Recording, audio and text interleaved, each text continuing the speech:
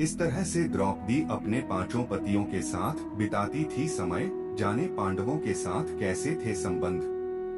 महाभारत ग्रंथ के अनुसार द्रौपदी के 5 पति थे और ये पहली ऐसी महिला थी जिसने 5 व्यक्तियों से विवाह किया था।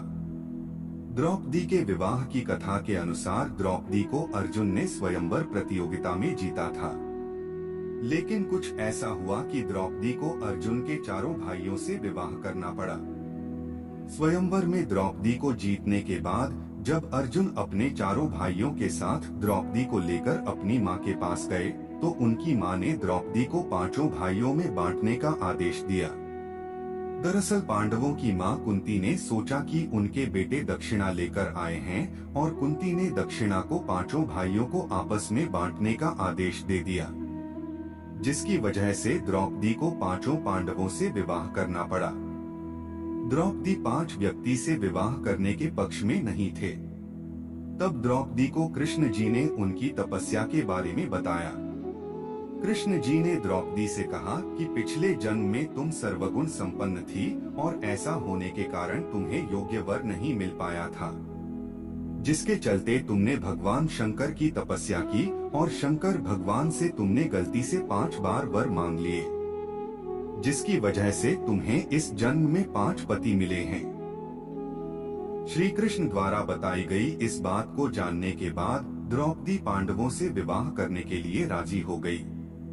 वहीं 5 पतियों के साथ द्रौपदी किस तरह से रहे, इसका हल खुद श्री कृष्ण ने द्रौपदी को दिया और द्रौपदी से कहा कि वो एक पांडव के साथ 1 साल का समय बिताए।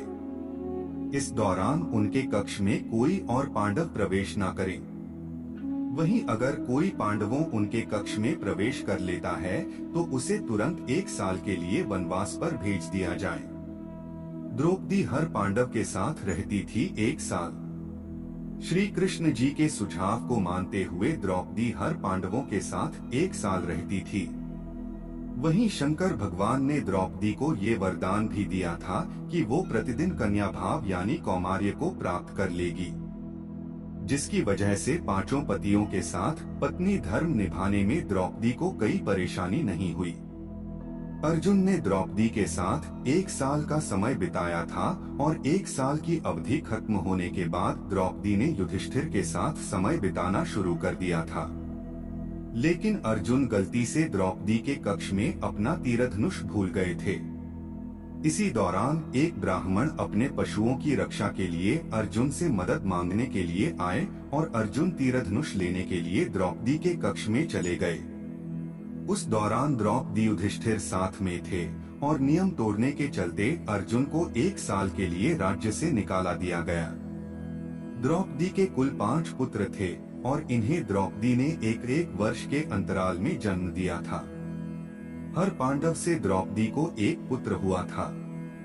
हालांकि महाभारत युद्ध के दौरान द्रौपदी के 5 पुत्रों की मृत्यु हो गई थी।